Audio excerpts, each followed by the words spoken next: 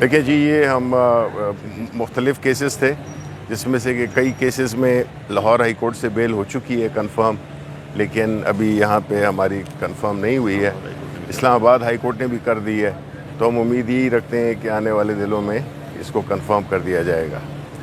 دوسری بات یہ ہے کہ جس طرح آپ نے دیکھا ہوگا کہ کل میری تقریر میں سینٹ میں نے کچھ آئینی نکات اٹھائے ہیں، جس سے کہ یہ ثابت ہوتا ہے کہ جو بھی سینٹ میں یا الیکشنز ہوئے ہیں چیئرمین کے، ڈپٹی چیئرمین کے اور صدر کے، یہ سارے ایک لحاظ سے غیر آئینی ہیں، اور جن شکوں کا حوالہ دیا ہے وہ آئینی شکیں ہیں، اور وہ پلین ریڈنگ میں آپ کو پتہ چل جاتا ہے کہ اس کی خلاف ورزی ہوئی ہے۔ تو ہم اس پوائنٹ کو اٹھا رہے ہیں، اور انشاءاللہ ہم اس کو عدالت میں بھی، سپریم کورٹ میں بھی لے کے جائیں گے، کیونکہ جب ملک کا آئین میں ایسی تبدیلیاں کر دی جائیں بغیر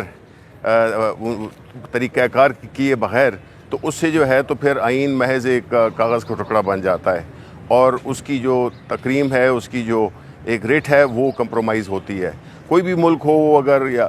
اپنے آئین کے مطابق نہ چلے تو وہ ایک بڑا سنگین جرم ہے، اور یہ ایک سوشل کانٹریکٹ ہے جو پاکستان کے عوام میں اور ریاست میں ہوتا ہے۔ تو ہم سمجھتے ہیں کہ جو بھی چیزیں ہو رہی ہیں وہ ماورائے آئین ہو رہی ہیں، اور جو لیجسلیشنز ہوئی ہیں وہ بھی یہی، اس کا تقاضا یہی ہے کہ وہ غیر آئینی ہے۔ تو اس لیے ہم اس کو سپریم کورٹ میں لے جائیں گے، اور ہم امید کرتے ہیں کہ جو آئین کی جو وائلیشنز ہوئی ہیں اس کو ریسٹور کر دیا جائے گا۔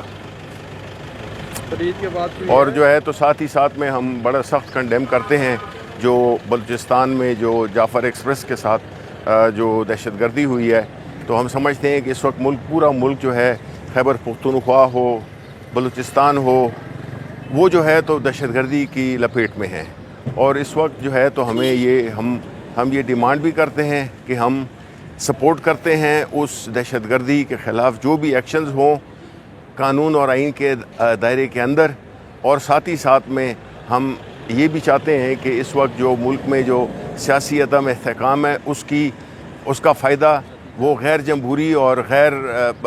ریاستی وہ ادارے گروپس کر رہے ہیں، اور یہ تبھی ہوگا جب ایک سیاسی استحکام ہوگا ملک میں۔ ملک کا جو سب سے پاپولر لیڈر ہے عمران خان، جو کہ ان سارے مسائل کو حل کر سکتا ہے، کیونکہ اس کی جو وہ ہے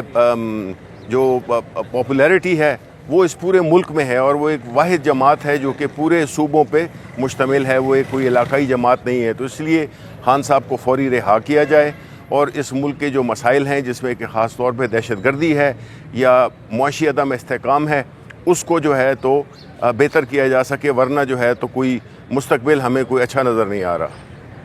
سر، پی ٹی آئی کے اندرونی اختلافات اب تو کھل کے سامنے آنے لگ پڑے ہیں۔ دیکھیں، ملک کی سب سے بڑی سیاسی جماعت ہو، قیدی اس کا قید میں کر دیا گیا، اس کا لیڈرشپ قید میں ہو،